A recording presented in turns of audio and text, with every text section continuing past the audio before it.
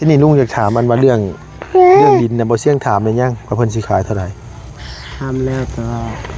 ลูกเพิ่นบ่ขายลูกเพิ่นบ่ขาย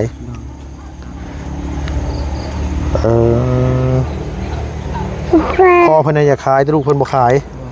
แล้วสิไปเอาไสสิสิไปซื้อไสล่ะครับ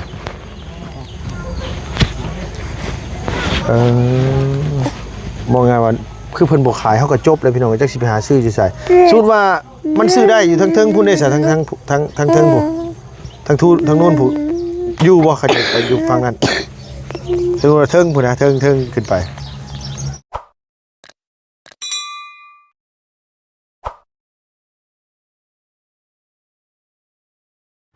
ระวังรถด้วยลูกหลานเด้อไปเล่นข้างทางหน่อยเด้อโดยขายกล้วยบ่โอ้ยนึกว่าขายกล้วยโดยเอาพี่น้องไอ้มาอีกรอบหนึ่งนะพี่เนาะพอดีว่าลุงเลยบอกกับน้องเพิ่นไว้ว่าสิซื้ออันว่าถุงตีนมาให้อันหลานน้อยแน่กับสิซื้ออันว่าเกิบแน่มาให้ไม่ยังถุงเสื้อผ้ายังนี่นะโดยเอาสบายดีเด้อแม่เด้อกำลังเสียดยังกินนั่นน่ะแกงอะบังแกงอะบังโดยกำลังกันว่าเห็ดอยู่เห็ดกินอยู่พี่น้องเอ้ยกับข้าวแรงบ่แม่ใส่เปิดมื้อค่ะแม่เปิดมื้อค่ะโอ้พี่น้องเอ้ยโอ้ใส่ใบยานางบ่ได้ใส่บวบบ่แม่ใช่โจกี้แล้วบ่เข้าใจโดยบ่ฮู้โดยไปพี่น้องเอ้ยทางเบาแล้วมาที่ยังบูนี่ไปแต่เศร้าพุ่นมาใช่ว่าไปตัดไม้ตัดตอกพี่น้องเนาะบ่รู้ว่าผัวน้องห้างเพิ่นมาหรือยังโอ้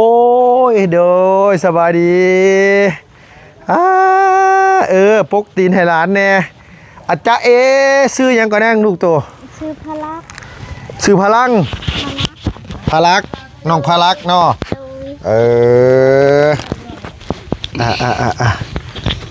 นิบใช้ข้อเสือไว้นางได้บ่แม่นเอาทั้งนั้นถูกนะนั่นเดี๋ยวไว้เบื้องนั่นล่ะพี่น้องเอ้ยเกือบใส่กับบ่มีผัวไปตัดไม้กับมาหรือยังมาแล้วอันนี้ไปอาบน้ำเดี๋ยวเบิ่งสิลองแกะให้น้องเพิ่นใส่ก่อนพี่น้องได้บอกน้องว่าสิซื้อเกือบมาให้ดูต้นซาดพี่น้องน้อยย่างไปย่างมาแม่ลูกอ่อน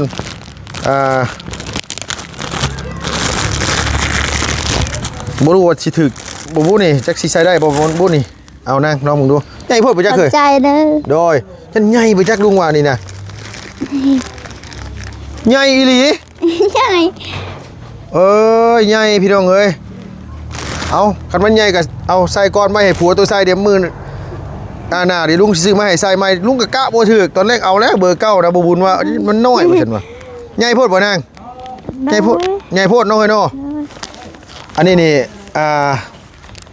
ถุงเท้าเลยนางเด้อให้ละใจเด้อให้ลูกตัวใส่ถุงคูละ10,000ไปฉันพี่น้องไอ้ลุงซื้อมา60,000 12คูใส่ได้บ่บุหันตัวลุงสวมมึงดูนะน้องสวมมามึงมาลุงถือให้นี่ลุงถือให้นี่ให้ก่อนสวมมึงให้หลานก่อนอย่ามันบ่ได้เดี๋ยวเฮาสิเอาไปเปลี่ยนหั่นนะอย่ามันน้อยโพด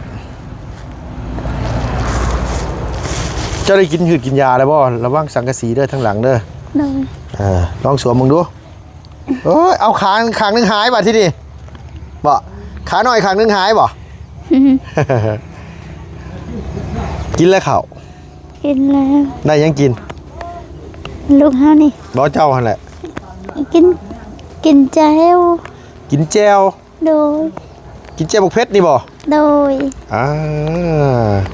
น่าจะได้เยอะมั้งเนาะนางเนาะไล่บ่ล่ะตัวว่าหน้าหนาวแล้วพี่น้องเอ้ยนั่นแหละพอดีแหละสำนั่นแหละดึงขึ้นไปปาติดึงขึ้นไป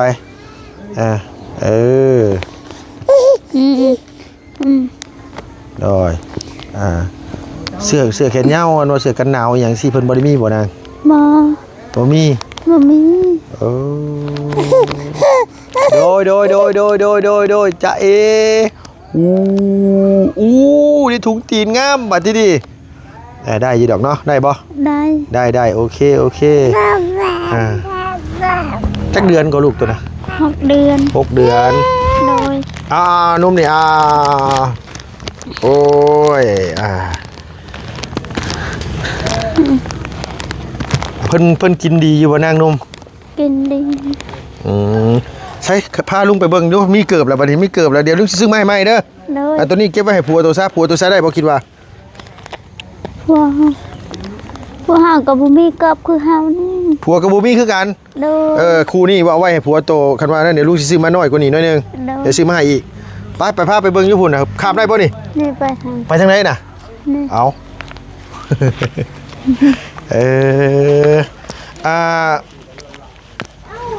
เบาเสียงเพิ่นนั่นมาอันถามไม่เรื่องที่ดินนะเพิ่นว่าได้ไหนน้องนาง ว่าวดินกับพัวคอยก็ลุงเฮาเจ็บพู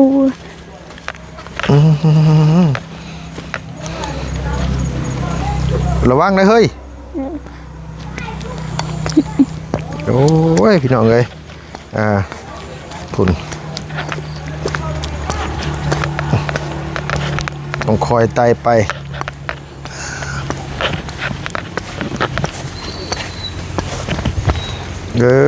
อันนี้สะเพิ่นเลี้ยงปลาอยู่บ่นาง ปลาปูญานี่ แล้วนั่นจะว่าเพิ่นเลี้ยงปลาบ่เพิ่นเลี้ยงอยู่บ่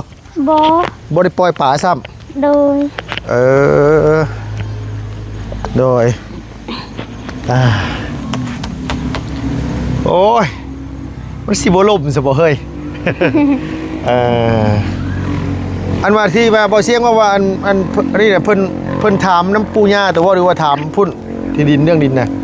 ที่ดินทำลุงนะ ถามลุงแล้วเพิ่นว่าได้ป่ะนี่ เฮาบ่ฮู้อาเจืองมันบ่เจียงเว้ากับเมียคอย บ่เสียงว่ากับผัวโต โดยกับผัวเติม เมีย ผัวบ่แม่นเมีย ผัว ผัวโตนี่เป็นเมีย โดยหาลืม เอาลืม โดยเอาผัว พี่น้องเอ้ยพุ่นน่ะเพราะว่าซื้อถุงตีนมาให้หลานน่ะก็ซื้อเกิดมาให้น้องเพิ่นแต่ว่าบ่พอดี มีแต่ว่าเอาไว้ให้ผัวโตซะคู่นี่เด้อเดี๋ยวลุงสิซื้อมาให้ตัวใหม่เป็นไอน้ำบ่ โดย เมื่อยบ่น้อง เมื่อย เบิ่งตัวนี่เป็นแต่เมื่อยแห้ง โดย มื้อที่ว่าตัวเมื่ออันบ้านหาพ่อหาแม่อยู่บ้านมื้อนั้นน่ะตัวย่างเมื่อบ่ เฮาย่างมือ บ่ตอนที่ว่าบ่เสียงไปส่งคนพุ่นน่ะขึ้นพุ่นย่างเมื่อเลย โดยเฮาย่างแต่บ้านช้าง บ่เชียง ย่างแต่บ้านสางขึ้นไปเลย โดย 10ปลายลักอุ้มลูกเมื่อ โอ้ย บ่ได้โทรบอกพี่น้องมารับบ่นาง บ่มีโทรศัพท์ ทางบ้านพุ่นก็บ่มีคือกัน โดยบ่มีสัญญาณ มันบ่มีสัญญาณเนาะ โดย พี่น้องเอ้ยอันนี้ก็ว่าง่ายก็คือครอบครัวปู่ย่าก็มันอยู่กันหลายคนแล้วเขาน้ำจ้ำปลามันบ่พอกินว่าง่ายๆซะบ่พอกินแลปู่ย่าให้ออกเฮือนตางเนาะนางเนาะ คอยก็หาเงินหาบ่ฮู้มื้อลูกเฮาก็กินมีแต่กิน นุ่มป๋อง โดย หน่อยนุ่มผงเนาะ โดย มาที่นี่นุ่มตัวเองเนี่ยแล้วบ่กิน เราบ่กิน เอากินมัมลูกละก็แม่ย่าไล่ออกเฮาจากบ้านจากเฮือน ว่าง่ายคือแม่ย่าเพิ่นไล่ออกจากเฮือนให้ออกเฮือนตางนี่แหละว่าง่ายซะเนาะเฮาบัดคือว่าง่ายกำลังเฮาบ่มีเงินทองเฮาบ่มีแหละเฮาสิ โดย ออกไปแบบใดเนาะตอนนั้นนะพี่น้องไอ้สาเห เพื่อ ตุ น ตอน ก็ ที่ เฮาบ่มีจักสินอนอยู่ชาติ อันนี้นี่คือหลังนี่คือก็คือเฮือนป้าคือลุงเจ้าน่ะบ่หลังนี้ก็ได้ คือ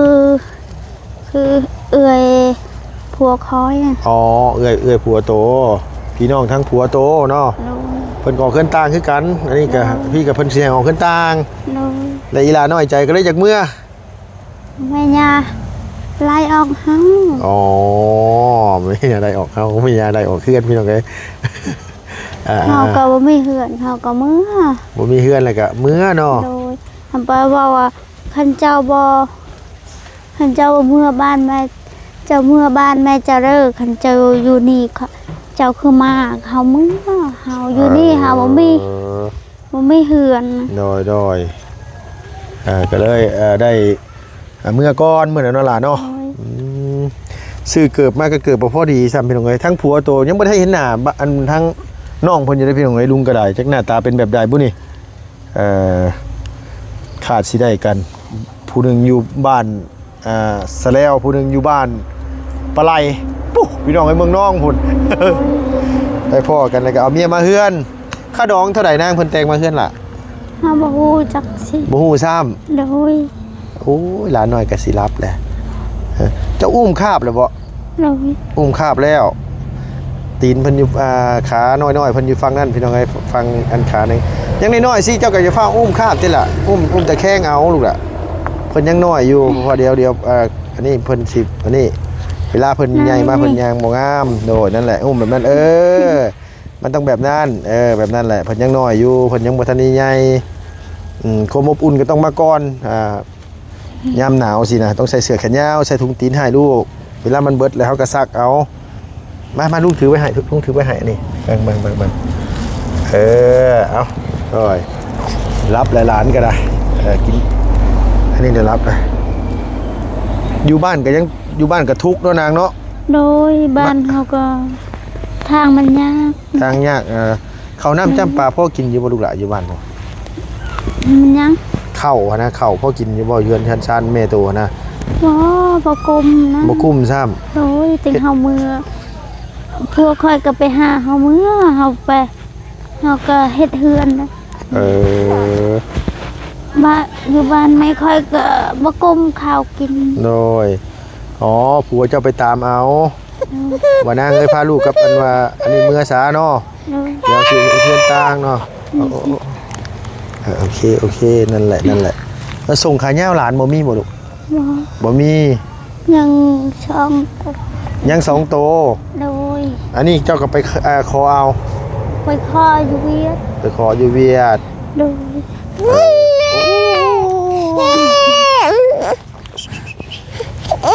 ประสบการณ์ในพี่น้องไอ้นี่ลูกคนแรกเนาะเพราะว่าลูกน้องเพิ่นมีหาจะมีลูกคนแรกอีหลาเพิ่นก็ได้ลุงก็โอ้ยคิดในใจผัวเป็นคนจังได้คือบ่ซื้อเกิดไปเมียใส่ผัวกับบ่มีคือกัน พวกก็บ่มีคือกัน ผัวเกิดกับบ่มีคือกัน โดย โดยผัวน้องกับเกิดบ่มีพี่น้องเอ้ยจังซี่แหละเนาะเฮาคิดว่าเกิดราคาล่ำ4-50,000คือบ่ซื้อให้เมียใส่แหน่ก็ย้อนว่าไล่เงินมาแหละซื้อนมให้ลูก โดยคันเฮาชื่อนมลูกก็เฮาไปเฮ็ดเวียกผู้เฮ็ดให้นะคันจะเขาจ้างไปเฮ็ดให้ ไปจ้างไปหูดเข่าจ้างไปนี่เนาะไปหูดเข่าให้เพิ่น โดย ก็ได้มากก็ซื้อนมให้ลูก โดย มันบ่พอสิได้ซื้อนั่นซื้อนี่ โดยชื่อ เสื้อผ้าหน้าแพร่ตัวเสื้อแขนยาวมีอยู่บ่เนาะ ว่าเชื่อแบบนี้นี่2-3จุง เห็นแล้วก็ไปตัดลูกโตนนะเป็นว่าอันนี้แหละบางคนว่าโอ้ยเบิ่งเฮือนคือหลังใหญ่กับเฮือนย่าเฮือนปูบ่แม่นเฮือนตัวเองว่าง่ายว่ามันคือเว้าหั่นแหละมันขับที่อยู่ได้พี่น้องเอ้ยขับใจมันก็อยู่ยากว่าง่ายก็อยู่น้ำพี่น้ำน้องอยู่น้ำป้าน้ำลุงเราก็ต้องมีปากมีเสียงกินข้าวกินน้ำบ่พออยู่พอกินก็เว้ากันเนาะนางเนาะเป็นเรื่องปกติ นมพงอันนี้ก็เบาเชียงซื้อมาให้ พอเสียงซื้อมาฝาก โดย ฉันก็บ่ได้กินเนาะ โดย เดือนหนึงเพิ่นเบิดจักถุงนาง ทง 6ถุง งวดหนึ่ง 1ถุง โดย เบิด1กล่องเนาะเดือนหนึงพยายามจะไปอุ้มคาบเพิ่นเด้ออุ้มแบบนี้เวลาอันนั้นน่ะเพราะว่าเวลาน้องยังน้อยอยู่กระดูกน้องยังบ่ค่อยแข็งแรงปานใดคันเฮาอุ้มแบบนี้แหละมันสิเวลานั้นเพิ่นใหญ่มาแหละขาเพิ่นสิบ่งามพี่น้องมันก็ต้องเข้าใจไปว่าคือน้องนี่ลุงยัง3 ปีลุงยังบ่ได้อุ้มแบบอุ้มคาบจักเทื่อเลยลุงบ่เคยอุ้มคาบลุงมีแต่อุ้มเพราะว่าจังได๋ล่ะเพิ่นเนาะมันคือเด็กน้อยบางเทื่อเวลาย่างมันย่างบ่งามปานใดพี่น้องเวลานี่มาโอ้ยผัวตัวแบบน้ำอยู่ไสนางน่ะ ก็คอยไปอาบน้ำอยู่พุ่นน้ำห้วยอยู่พุ่น น้ำไม่อาบบ่ได้บ่ บ่ ได้อาบอันนี้เพิ่นเอาไว้ใส่มาข้าวมาน้ำอยู่บ่บ่ทั้งเนาะ บ่ เพิ่นใช้น้ำประปาเป็นบ่อยู่บ้านนี่ น้ำปลาบ่มีบ้านเพื่อนคอยนี่ บ่มีบ่ โดย น้ำประปาเฮือนตัวบ่มี มี เออลุงก็คิดว่าน้ำประปาเฮือนน้องเพิ่นมีได้อพี่น้องเอ้ยสังกะสีอันนี้นี่ได้แล้วบ่นางสังกะสีพวก สังกะสีเฮาสังกะสีเก่า สังกะสีเก่าอันที่เพิ่นมุงอันนี้นี่ โดย เออแล้วพวกอันพาแอมพากระตาดนี่ยังสิได้แล้วบ่ นี่เพบัต เอาไผบัตรเอา เพบัตเบาเชียงชื่อมาให้ ไผบัตรเบาเชียงซื้อมาให้คือหมายว่าเฮาชื่อตะปูมาได้กระตอกทรายเนาะน้องเนาะ โดย ขึงดีๆกระตอกทรายเนาะ โดย สมมุติว่ามันน้อยสิได้สิเฮ็ดอยู่เฮ็ดกินเฮ็ดอยู่ไสสิล่ะ พวกค่อยก็บ่ฮู้เฮ็ดนะ บอกไงว่ามีแต่กระเทิบออกมาพี่เนาะไว้อยู่ที่กินเนาะกระมุงสังกะสีอีกว่าแต่สังกะสีเก่าบ่ซื้อสังกะสีใหม่เลยแหละล่ะมันสิฮอดพอ10แผ่นบ่เฮ้ยเงินบ่มีแม่นบ่ โดย เงินบ่มีพี่น้องเอ้ยอ๋อ เอาชื่อตะปูนี่ล่ะเงินเบาเชียงมาให้ค่อยนี่เอาชื่อตะปู อ๋อชื่อตะปูมาตอกนี่เนาะน้องเนาะ โดย เอาไม้ไผ่ใช่ไหมพี่น้องเอ้ยเป็นเฮ็ดนี่เพราะว่าง่ายว่าเฮ็ดจังใดก็ได้เพราะฝนตกฟ้าลงมาแหละมันบ่เปียกกับพ่อนั่นล่ะเนาะอยู่น้อยสิก็ใครกลัวอยู่เฮือนใหญ่เนาะเพราะว่ามีหยังเฮาก็กินครอบครัวเฮาเนาะ โดย บ่ได้คือเจ้ากับผัวก็บ่ได้มีปากมีเสียงกันนะว่า บ่ บ่ได้ให้กันหักแพงกันนั่นล่ะเนาะ โดย เพิ่นก็หักเฮานี่อยู่ โดย เอ่อ ในพิษกันกับแม่ย่า ผิดกับแม่ย่าซื่อ โดย ๆคือว่าง่ายกับแม่ย่าก็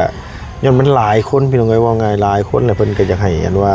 น้องนี่ออกเฮือนออกซ่านซะเป็นครอบครัวตัวเอง โดย แล้วว่าง่ายคือตอนนั้นไม่ตอกขอกตาหยังก็บ่มีเลย โดย เงินก็บ่มีเลย ว่ามี เฮาสิออกไปไสเนาะ โดย ก็เลย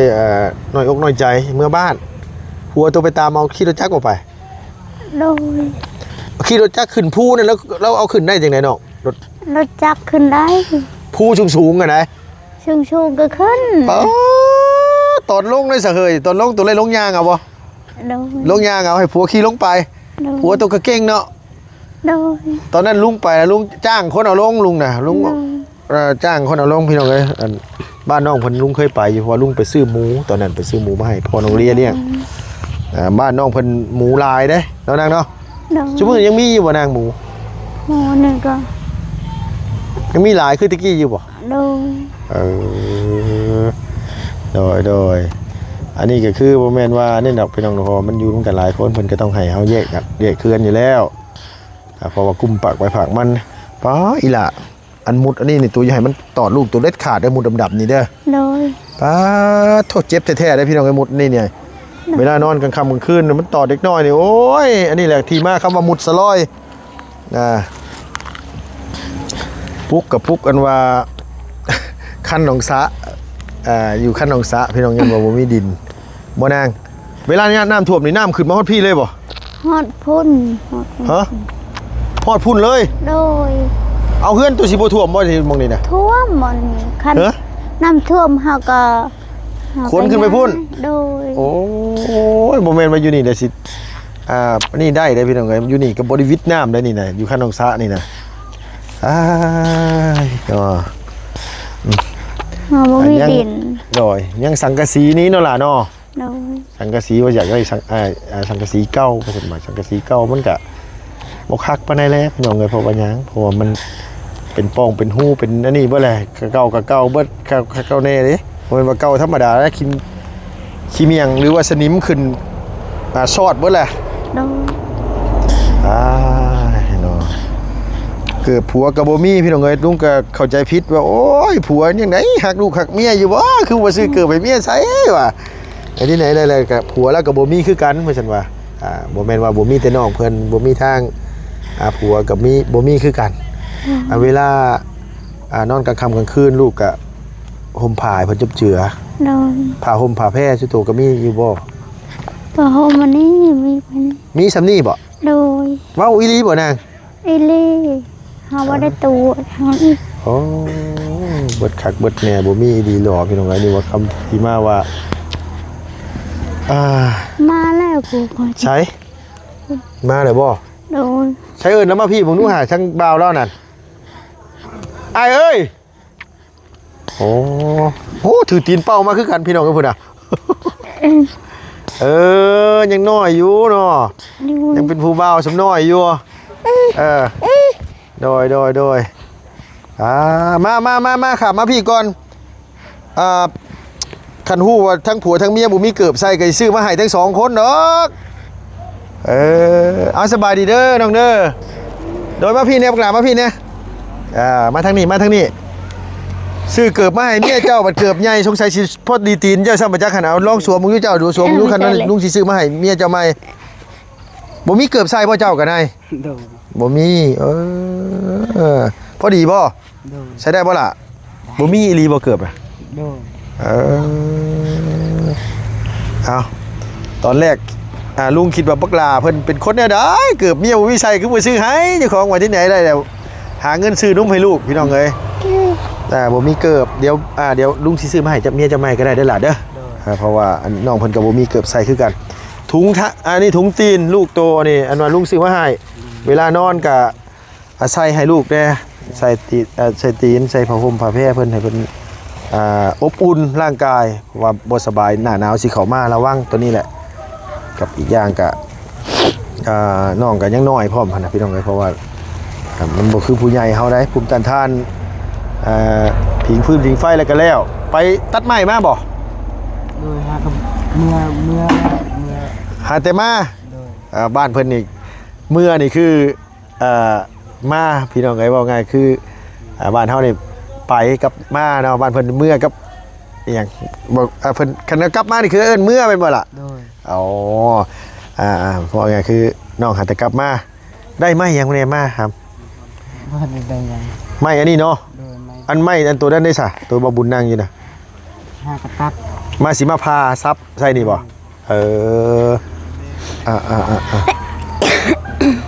ผัวก็บ่สบายเมียก็บ่สบายเสื้อผ้าหน้าแพร่มีจักตัวขออย่าถามนี่ล่ะมีหลายอยู่บ่ มี3-4 มี3-4ตัวอยู่เฮือนอันว่าน้ำทพอทำแม่มีกันอยู่จักคนถึงมื้อนี้ปัจจุบัน หลายคน หลายคน โดย แต่เพิ่นก็เลยอยากให้ชุเจ้าออกเฮือนต่าง โดย ตอนนั้นเฮาบ่มีหยังก็บ่มีหยังเลยเนาะจักสิออกแบบใดแม่นบ่แล้วก็เลยอีหลานี่น้อยใจหนีเมื่อบ้านเอามาที่นี่ลุงอยากถามมันว่าเรื่องดินน่ะบ่เสี่ยงถามได้ยังว่าเพิ่นสิขายเท่าไหร่ ทำแล้วแต่ว่าลูกเพิ่นบ่ขาย ลูกเพิ่นบ่ขาย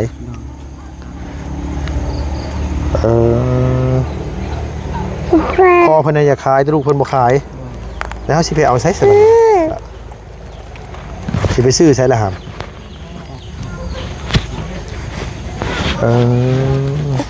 มองไงว่าคือเพิ่นบ่ขายเฮาก็จบแล้วพี่น้องจักสิไปหาซื้ออยู่ไส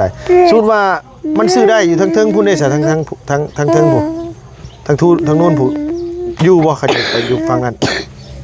สมมุติว่าเทิงพุ่นนะเทิงขึ้นไป ยันเมียบ่อยู่ ยันเมียบ่อยู่เอาไปได้คือว่ายันเมียบ่อยู่ ได้ก็อยู่คัน อ๋อคันว่าง่ายว่าอยู่ไสก็อยู่บ่ได้มาอยู่บ้านเนาะนางเนาะแต่ว่าง่ายว่าแคมทางเนี่ยมันบ่มีนะพี่น้องคันว่าอยู่นี่บ่ขายลูกชายเพิ่นน่ะบ่ขาย โดย แต่ว่าอันว่าอันพ่อกับแม่เพิ่นจะขายเนาะก็เลยสรุปแล้วผิดหวังที่สนามบินครับเขาเสียจังได๋สนามบินพี่น้องเอ้ยโอ้ยกินข้าวเลยบ่ล่ะลูกเจ้ากินป้อนข้าวยัง จ้าจะได้ แล้วไปสะไปขึ้นฟ้าขึ้นฝนมีแต่ว่าลุงสิอันนี้ก็หลานอยากนอนมันจะ จู่ ตัวบ่มียากินบ่ยาแก้ไอ มีแล้ว มีแล้ว แต่ว่าลูกน่ะบ่ต้องนี่ก็ได้โตกินเองโตเอากินเองก็คือเก่าพี่น้องเพิ่นบ่ได้กินลูกบ่ได้กินนมโตเนาะต้องให้น้องต้องให้หลานกินเองโดยไปตามเอาเมียมื้อนั้น โดย ขี่รถขึ้นภูสูงๆต้องขึ้นได้เนาะ โดย เก่งนะพี่น้องเอ้ยน้องเพิ่นขี่รถขึ้นภูสูงอีหลีได้บ้านไปทางบ้านปลาไหลแม่นบ่นางบ้านปลาไหลเด้อเนาะ โน อยู่เมืองนองทางขึ้นไปเมืองบ้านสางนี่ลุงเคยไปอยู่ไปซื้อหมูแต่สมัยแต่ซื้อหมูมาให้พ่อน้องเลี้ยงเพิ่นเลี้ยงสังกะสีก็เสียวสังกะสีเก่าบ่ล่ะ มันสิพอเศร้าแผ่นบ่เฮ้ยบ่คือบ่ซื้อไม้โดดถามเงินบ่มีเอาน้องเพิ่นก็จังไดล่ะพี่น้องเนาะเพราะว่าเอาลูกเอาเมียมาอยู่เฮือนอยู่ซ่านแล้วมีลูกมีเต้านํกันแล้วมีแต่รักษากันดูแลกันเนาะเนาะสู้ช่วยกันไปอาจจะน้อยก็มันก็สิดีขึ้นหรอกปัจจุบันเจ้าเฮ็ดเวียกจังซั่นล่ะ แกะเงินแกะกล้วย แกกล้วยนะ แกะกล้วยเย็ดแกะเย็น บ่ได้เฮ็ดแล้วน้อยสู้ๆเด้อเสือปักหลาเด้อเดี๋ยวอันว่าเดี๋ยวลุงสิซื้อเกิบมาให้เมียเพิ่นประมาณเบอร์9เบอร์8นี่แหละพี่น้องเอ้ยแล้วบ่ถือว่าน้องสิใช้เบอร์ใดปักหลาใช้ผู้ดีเนาะตัวนี้เนาะโอเคเอาสบายดีเด้อสนางเด้อโดยมีแต่วันนี้แหละพี่น้องเอ้ยฝากเลยเด้อเรื่องสังกะสีเฮือนปักหลาเพิ่นเนาะพี่เนาะเรื่องดินดอนต้นหญ้าหันก็จังว่ากันอีกเทื่อนึงเพราะว่าตอนนี้ก็มีเงินสมทบกันก็หลายเติบแล้วพี่น้องเอ้ยแต่ว่าทางเจ้าของดินเพิ่นบ่ขายบ่ซั่นมาเอานั่งเอาไม้พ่อลุงเนี่ยโอ้ยเกือบลืมโอ้ยขอบใจอันว่าเรื่องนี่แหละพี่น้องเนาะเรื่องดินดอนต้นหญ้านะครับเจ้าของเพิ่นบ่ขายบ่ซั่นว่าจักเฮ็ดแนวใดจักสิไปซื้อไสต่อบัดนี้พี่น้องเอ้ยแก้บ่ตกเลยฟังเบิ่งถ้าปรึกษากันหลายคนทีมงานเฮาเนาะพี่เนาะเอาสำหรับคลิปนี้ก็พอดีแวะมาหาน้องซื้อถุงตีนมาให้แล้วก็ซื้อกันว่าฮึบ